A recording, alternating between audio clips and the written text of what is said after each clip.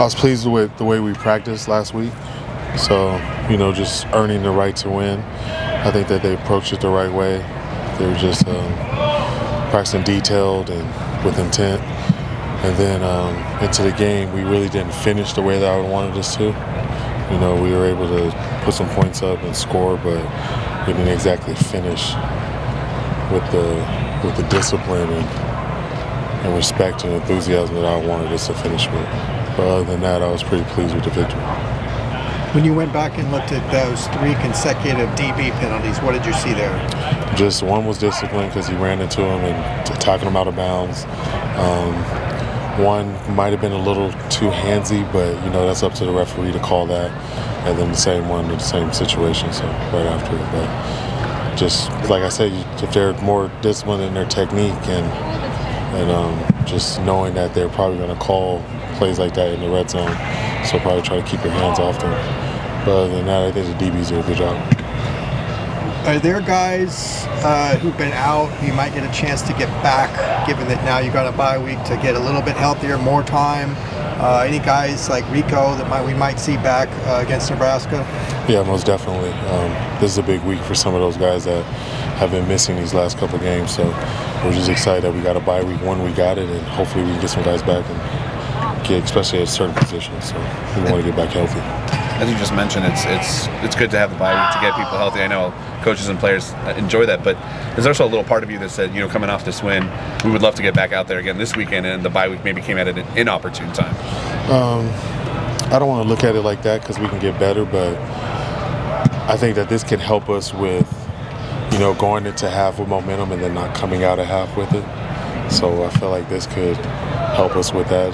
Going into this week, we have a lot of momentum. We played well, and then now we got to have a bye week and then get it back going next week. So I think there's a positive in both sides. So we might have wanted to keep going, but I think there's some stuff that we can work on that can help us. So I'm not too down that we have a bye week right now. What is some of that stuff you want to work on? Just mostly just starting fast, coming out of half, being able to run the ball still, closing out a game. We had an opportunity to go up 3 scores, I believe, and didn't. So just little things, just games within the game. You talked about how happy you were with practice last week. What showed up in the game that they did well in practice? Just coming out and practicing hard, being resilient. It was tough. That was a tough loss against Minnesota. So a lot of guys were upset and just disappointed in the outcome, and it kind of carried over. You can kind of see it lingered a little bit longer than you would want it to usually on any other week. So it was just good that they were able to flush their system and get out there and play some good ball, and we were able to put somewhat 4 quarters together and play well. You went for 4th and 1 on your own 18 in the second quarter. Pretty bold decision. What went into that? It was 4th and 1, so I just felt we can get a yard. Coach, the running back position, I think you can attest to this maybe a little bit more.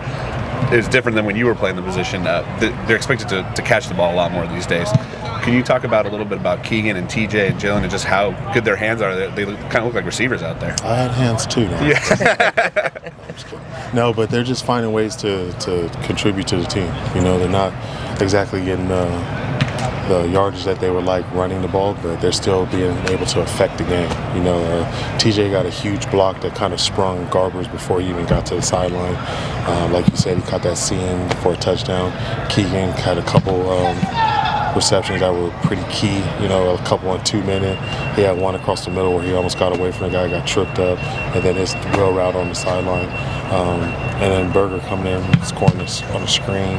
So they're finding ways to affect the game. It's just not exactly how we would want it to be, but as long as they can affect the game and picking up protection and just doing the little things that it's more than just running the rock. But we would love for them to do that too. It seemed like patience was a big part of what Ethan did well, settling for checkdowns that worked out really well for you guys, taking what the defense gave you.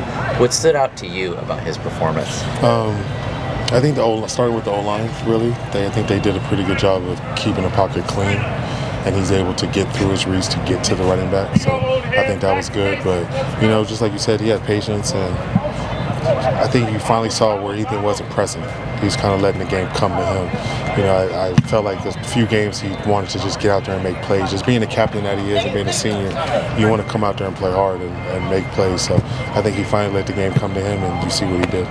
Circling back to fourth down, you said 4th and 1, you feel like get a yard. You had the same situation late in the game. It's Minnesota. You punted. So what was the difference there? Where I was at and how we were playing. So I didn't think that we would have the juice to do it, to get the yardage at the time. But you know, early in the game and being aggressive, that was just something that I wanted to do, especially being on the road. Brian Addison said he called Carson Schlesinger Captain America. Do you have a nickname for him? He just seems kind of like a quiet guy who does his thing, right? I mean, that's a pretty good name, but just like you said, he's just a quiet guy. Doesn't say much. Practices hard every day. He's the same guy every day. He's the same guy that he was when he was on the scout team for us a couple years ago. So it's just kind of testament to who he is and who his parents are and just how he was raised. But you know, he's really a team player, and he doesn't really try to take a lot of credit when you know he's the one out there really lining guys up and just playing at a high level. A lot of those things you said are things that people said about you when you were a player. Does that, I know it's a different position, a different time, but does he remind you of you, the way he works and just gets it done?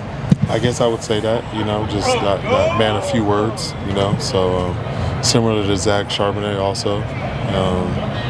So we've had a pretty good run of Kalen Moore, of Oaks guys that don't say much. You know, they just play ball at a high level. So I'm just glad that we were able to get him when we did, and then you know I kind of developed that relationship with him when he was on scout team. So just seeing how good he was and just how he approached the day, that was just impressive to me. And carrying over that he's just starting middle linebacker, leading the nation, and probably should be on all the linebacker awards, butt kiss, everything. Just hopefully they'll recognize and see that we do have a talent here, but you know, he's just not going to say much.